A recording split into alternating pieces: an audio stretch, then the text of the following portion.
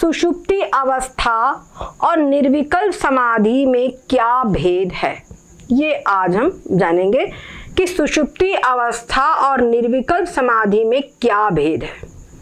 तो सबसे पहली बात ये समझिए कि सुषुप्ति अवस्था में अंतःकरण की ब्रह्माकार वृत्ति का अभाव होता है और सुषुप्ति अवस्था एक ऐसी अवस्था है जिसका अनुभव सबको है, चाहे वो जिस योनि का भी जीव हो, सुषुप्ति अवस्था का अनुभव सबको होता है।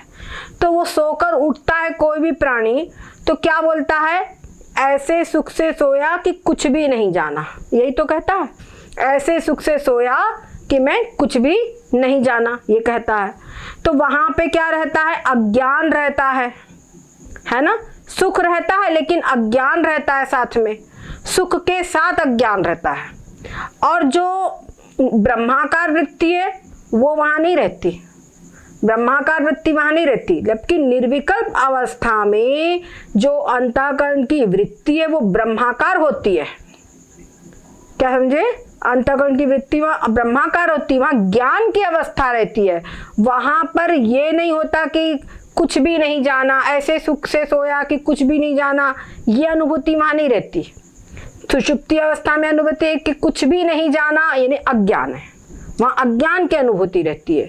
लेकिन यहाँ पर बस मैं ब्रह्म हूँ इस स्थिति के अंदर में रहता है, पर उस वृत्ति की अनुभूति वहां पे, वृत्ति की प्रतीति नहीं होती। बस ये समझ में आता कि कोई एक अलग ही दुनिया में पहुंच गए थे, वो भी वृत्ति के बाद में आएगा, मतलब उत्थान अवस्था में आएगा। लेकिन जब स्थिति में है वहां पर तो केवल एक शांत चित्तता और एक ज्ञानावस्था वहां पर है। क्या समझिए, वहां ज्ञानावस्था, मैं हूं ये पूरी रूप से प्रतीति है वहां पर, शांत अवस्था की। तो वहां पे ब्रह्माकार वृत्ति होती है, परंतु ब्रह्माकार वृत्ति की प्रतीति नहीं होती। अगर प्रतीति हो तो वो सविकल्प समाधि हो जाएगी, निर्विकल्प नहीं रहेगी। ठीक है ना, अगर प्रतीति हो तो वो निर्विकल्प समाधि नहीं रहेगी, वो सविकल्प समाधि हो जाएगी। जब वो प्रतीति समाप्त हो जाती है तभी वो वृत्ति निर्विकल्प कहलाती है, वो समाधि निर्विकल्प कहलाती है। तो सुषुप्ति अवस्था और इसके अंदर में ये अंतर है। अच्छा, और उसके बाद में सुषुप्ति अवस्था में अंतःकरण का अभाव होता है। सुषुप्ति अवस्था में अंतःकरण का अभाव होता है, उस समय उसमें किसी प्रकार की किसी वृत्ति का उदय नहीं होता। सुषुप्ति अवस्था में कोई वृत्ति का उदय नहीं होता। और अब देखो, आप लोग ने पढ़ा भी है कि सुषुप्ति अवस्था में जो अंतःकरण है वो अज्ञान में परिणत हो जाता है। ठीक है ना, तो वहां पे अंतःकरण नहीं रहता, अंतःकरण लय हो जाता, अंतःकरण लीन हो जाता है। इसलिए वहां पे दुख दर्द सुख दुख किसी चीज का कोई अनुभव नहीं रहता, कोई भी चीज नहीं, बिल्कुल शांत रहता है। और वो रहता है कि क्या हुआ कुछ भी नहीं जाना, तो अज्ञान वाली अवस्था वहां पर रहती है। जबकि निर्विकल्प समाधि में अंतःकरण रहता है, निर्विकल्प समाधि में अंतःकरण अज्ञान अवस्था में परिणत नहीं होता।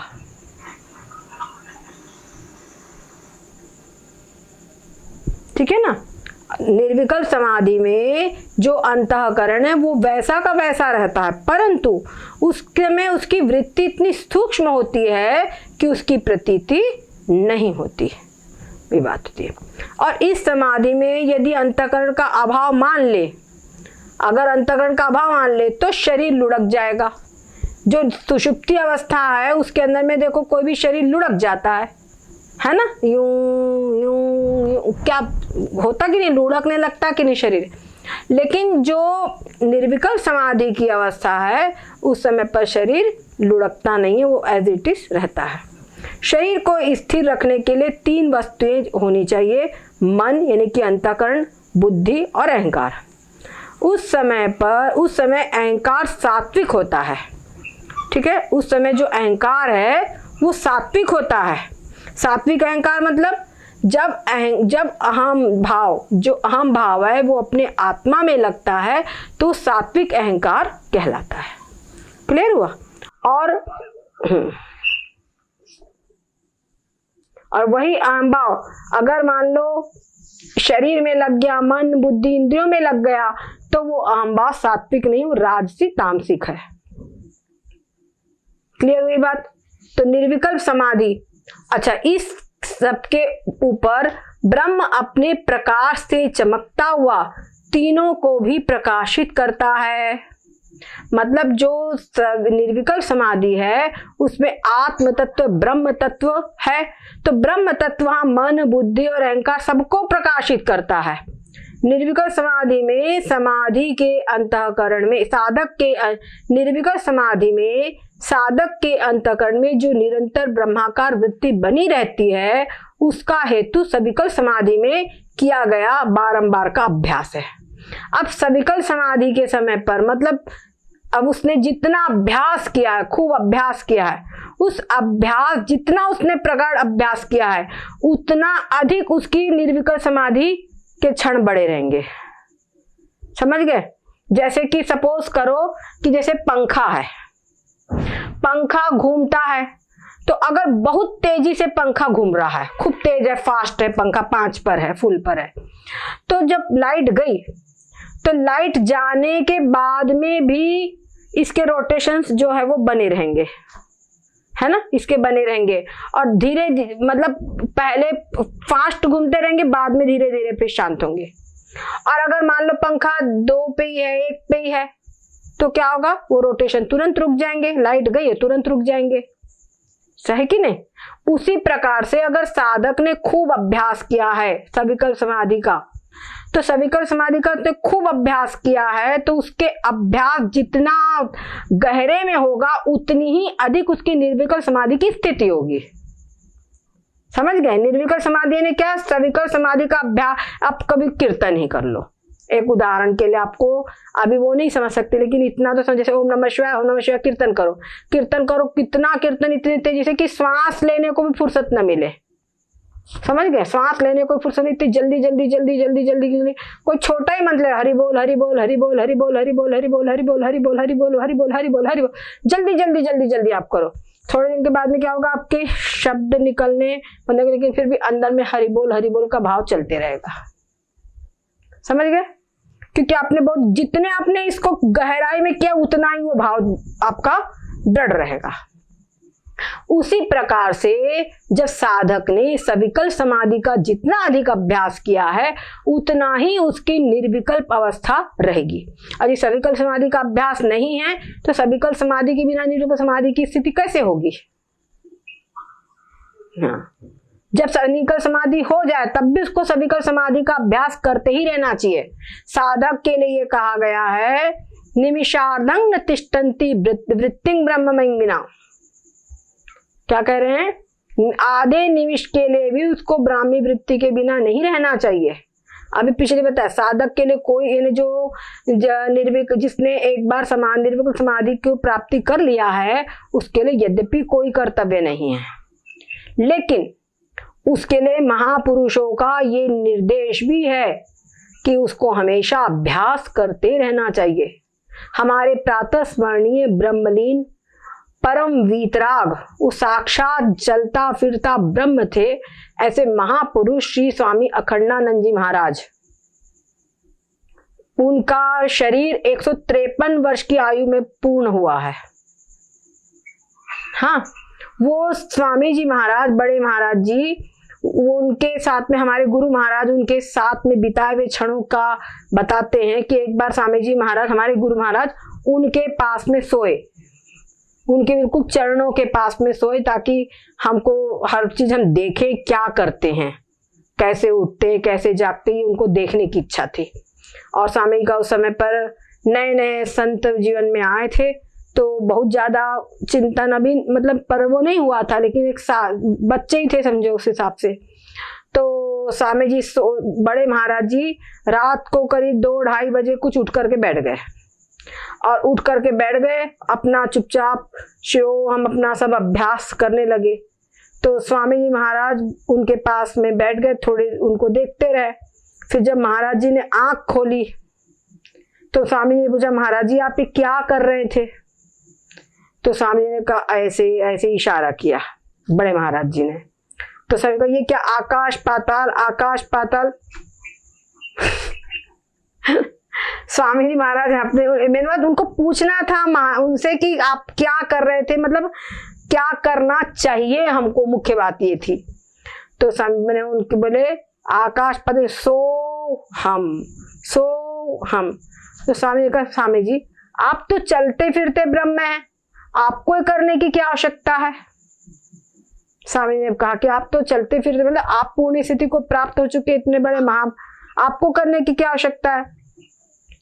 तो स्वामी जी ने कहा कि स्वामी बताते हैं बड़े से कि हमारे ऐसे बाल पकड़े और हिलाए, और ते बात ये है कि किसी को भी जब तक के मृत्यु ना आ जाए, जब तक के सुषुप्ति ना आ जाए, या जब तक के मूर्छा ना आ जाए, तब तक के साधक को ये अभ्यास छोड़ना नहीं चाहिए। अभ्यास हमेशा करते रहना चाहिए, और अभ्यास करते रहेगा तभी उसको ये स्थिति पूर्ण बनी रहेगी। तो मन है, मन तो हमेशा पतन की ओर, नीचे की ओर बहना इसका स्वभाव है। मन का ये स्वभाव है कि हमेशा नीचे की ओर ही बहता है। पानी जो है हमेशा नीचे की ओर बहता है ना, और उसको ऊपर ले जाना है तो बड़े पुरुषार्थ की आवश्यकता है। ऐसे मन को भी ऊपर ले जाना है तो बड़े पुरुषार्थ की आवश्यकता है। यद्यपि इसने एक बार जब इस चीज का अनुभव कर लिया है तो अब इसका वो है बात ठीक है, लेकिन फिर भी दृढ़ अपरोक्ष ब्रह्म ज्ञान की आवश्यकता है। अगर ये डिगमग हो जा रहा है मन, तो फिर दृढ़ कहां, डगमग हो गया तो दृढ़ कहां। और अपने मन का कभी विश्वास नहीं करना चाहिए। आप लोगों को शायद बताया था ऋषभ देव जी की घटना। ऋषभ देव जी जब पूर्ण अवस्था को तो प्राप्त हो चुके थे, तो रिद्धि सिद्धियां आई उनकी सेवा करने के लिए, पर उन सबको ठुकरा दिया। तो जब परीक्षित जी ने सुना तो उन्होंने पूछा कि महाराज वो तो पूर्ण थे, तो फिर रिद्धि सिद्धियां आ भी जाती तो उनका क्या बिगाड़ लेती, उन्होंने उनको क्यों ठुकरा दिया। तो उन्होंने कहा है कि बात यह है कि कोई भी साधक अपने मन का विश्वास उसी प्रकार से नहीं करता जैसे कि एक शिकारी अपने पकड़े हुए हिरण का विश्वास नहीं करता, अपने पकड़े हुए पशु का विश्वास नहीं करता। वैसे ही साधक को भी कभी भी अपने मन का विश्वास नहीं करना चाहिए। और दूसरी बात, एक जरा विचार करो, जब उच्च कोटि को पहुंच चुके महापुरुष, उनको वृद्धि सिद्धि से क्या लेना देना, तो वो उसको क्यों अपनाने लगे। वो तो है कि पड़ी रहे अपना, और वास्तव में रिद्धि सिद्धियों को वो नहीं मानते, रिद्धि सिद्धियों को वो ठुकरा देते हैं। मतलब ठुकरा देते मतलब उसको अपनाते नहीं, कोई मान नहीं देते। तो रिद्धि सिद्धियां उनकी सेवा में खड़ी रहती है, रिद्धि सिद्धि उनकी सेवा में खड़ी रहती है। अगर वो रिद्धि सिद्धि को मान दे दे तो रिद्धि सिद्धियां उनकी साधना भ्रष्ट कर देगी बल्कि, और अगर वो रिद्धि सिद्धि को मान नहीं देते तो रिद्धि सिद्धियां हाथ जोड़े हुए क्योंकि वो पूर्ण अवस्था को प्राप्त हो चुके हैं, उस रिद्धि सिद्धि की योग्यता उनमें आ चुकी है, पर वो उसको अपना नहीं रहे हैं, है ना, वो उसको अपना नहीं रहे हैं। तो रिद्धि सिद्धियां उनके सामने हाथ जोड़े खड़ी रहती है। और अगर कोई भी आया, वो जो संत हैं, मतलब जो सिद्ध महापुरुष है, उनके सामने कोई जिज्ञासु आया, कोई भक्त आया, कोई भी आया, और वो उनसे कुछ मांगता है, धन मांगा, मकान मांगा, जो कुछ उसकी इच्छा होती है वो मांगता है, तो रिद्धि सिद्धियां उसको पूरी कर देती है तुरंत, क्योंकि इनसे मांगा तो हमारा काम है करने का पूरा। नहीं समझे? क्योंकि हम इनकी सेवा में खड़े हैं, तो जो इनको करने को बोला ये तो इनकी तरफ से हम कर रहे हैं। तो क्या होता है, वो संत महापुरुष की उन्होंने मानता माने कि हमारा ये कार्य पूरा प्रार्थना किए, तो संत महापुरुषों की वो कीर्ति होती है, वहां पे होती कि नहीं होती। अरे वो महात्मा जी के पास से बात हो गई, तो वो क्या होता है कि इस प्रकार से रिद्धि सिद्धियां उनकी सेवा में खड़ी रहती है। ठीक है, तो कहते हैं कि जो सविकल्प समाधि है उसका अभ्यास साधक को बहुत अच्छी प्रकार से करना चाहिए। और जो सविकल्प समाधि दो प्रकार की होती है, एक अद्वैत भावना रूप और दूसरी अद्वैतावस्थान रूप। ठीक है, और सविकल समाधि में किया गया बारंबार का जो अभ्यास है, बारंबार उसको अभ्यास करें। इसलिए योग के जो 8 अंग बताए गए हैं उसमें सविकल समाधि भी बताई गई है, और सविकल समाधि उसके बाद में वो 2 प्रकार की है। तो वो 2 प्रकार की में पहली है अद्वैत भावना रूप। तो अद्वैत भावना रूप में तो जो अद्वैत ब्रह्माकार अंतःकरण की अज्ञात वृत्ति के साथ होती है, वो अद्वैत ब्रह्माकार वृत्ति जो होती है वो अंतःकरण की अज्ञात वृत्ति के साथ होती है, वो अद्वैत भावना रूप निर्विकल्प समाधि कहलाती है। और जिस अभ्यास समाधि में अभ्यास के परिपक्व हो जाने से या बहुत अधिक अभ्यास कर लेने से ब्रह्माकार वृत्ति भी शांत हो जाती है। समझ गए? बहुत अधिक अभ्यास करता है मतलब परिपक्व अभ्यास हो जाता है, तो क्या होता है कि उसकी ब्रह्माकार वृत्ति भी शांत हो जाती है। उस वृत्ति रहित अवस्था को अद्वैतावस्थान रूप निर्विकल्प समाधि कहते हैं। ये ज्ञान की 7 भूमिकाओं में ये अद्वैतावस्थान की अंतिम अवस्था है। ठीक है, और जैसे तपा हुआ कोई लोहा हो, तवा हो, समझ लिए, और उसके ऊपर में 2-4 बूंद पानी की डल जाए तो क्या होगा? बूंदे अपने आप तुरंत जल जाएगी नहीं। तवा हुआ, आपको एकदम तेज तवा हो, उस पर 2-4 बूंद पानी की डालो तो क्या होगा? पानी तुरंत तवा सोख लेगा, समझो, उसी में लीन हो जाती है। वैसे ही निरंतर ब्रह्म की भावना करते करते मन समाहित हो जाता है। जो मन है वो समाहित हो जाता है और उसके निरंतर अभ्यास से अत्यंत बस प्रकाश में ब्रह्माकार वृत्ति उसमें उत्पन्न हो जाती है, और वो ब्रह्माकार वृत्ति प्रकाशमान ब्रह्म में लीन हो जाती है। और ब्रह्म में वृत्ति का जो विलय है, उस अवस्था में मन में कोई तरंग नहीं रहती, कोई कंपन नहीं होता, कोई अद्वैतावस्थान रूप निर्विकल्प समाधि का यही फल है। और अद्वैत भावना रूप निर्विकल्प समाधि इसका हेतु है, इसका उपाय है। मतलब अद्वैत भावना रूप जो निर्विकल्प समाधि करेगा तो उससे अद्वैतावस्थान रूप निर्विकल्प समाधि की प्राप्ति होती है। अद्वैतावस्थान रूप समाधि और सुषुप्ति में इतना अंतर है। इसमें क्या अंतर है वो बता रहे हैं कि सुषुप्ति में वृत्ति का लय हो जाता है, लेकिन अद्वैतावस्था रूप जो समाधि है उसमें वृत्ति का लय ब्रह्म में होता है। समझ गए? ब्रह्म में होता है वृत्ति का लय। अब जैसे वृत्ति का लय कैसे? जैसे आप लोगों को सपोज करिए कि कोई प्रकार दीपक है या कोई टॉर्च है, उस टॉर्च से आप अपने कमरे का अंदर में जहां लाइट नहीं है वहां की वस्तु ढूंढेंगे, तो टॉर्च की रोशनी से आप वस्तु को ढूंढेंगे। पर वही टॉर्च की रोशनी आप सूर्य को देखने को लगाएंगे तो क्या होगा? सूर्य की रोशनी के सामने टॉर्च की वृत्ति लय हो जाएगी कि नहीं? दिखेगी कि नहीं? समझ गए कि नहीं? सूर्य की रोशनी में टॉर्च की रोशनी लीन हो जाएगी, पता ही नहीं चलेगा कि है भी। उसी प्रकार से जो अंतःकरण की वृत्ति है वो समस्त पदार्थों को तो आवरण करती है, मतलब उनके आकार की होती है, उनके आवरण को भंग करके उनको कैच करती है। समझ गए? लेकिन जब ब्रह्म को पकड़ने के लिए जाती है, ब्रह्म का ब्रह्माकार होने के लिए जाती है, तो ब्रह्म के बस वहां आवरण भंग होता है। वृत्ति का प्रयोजन होता है केवल आवरण भंग। आवरण भंग जहां किया तो वृत्ति जो है, जैसे वही बात है कि जैसे टॉर्च का प्रकाश निस्तेज हो जाता है, वैसे वो वृत्ति भी निस्तेज हो जाती है और ब्रह्म स्वयं प्रकाशमान ब्रह्म की वहां पर प्रतीति होती है। इसी को ब्रह्माकार वृत्ति कहा जाता है। समझिए बात कि जो ब्रह्म है वो अपने आप सब प्रकाशित है और बस वो चित्त की वृत्ति उसी को ग्रहण करके चुपचाप शांत हो जाती है। अब इस समय पर वृत्ति हुई वगैरह ये इतना फीलिंग्स उस समय पर अनुभव में नहीं आ पाता। और सुषुप्ति में जो आनंद है, दूसरा अंतर ये है कि सुषुप्ति में जो आनंद की अनुभूति है वो अज्ञान से आवृत रहता है। तो बोलता मैं ऐसे ही सुख से सोया कि कुछ भी नहीं जाना, तो वहां सुख रहता है, आनंद रहता है, पर अज्ञान के पर्दे में से, अज्ञान से आवृत सुख प्राप्त होता है। लेकिन समाधि में वो आवरण भंग हो जाता है, अज्ञान का जो आवरण है वो भंग हो जाता है, तो डायरेक्ट वो आनंद की अनुभूति होती है। समझ गए?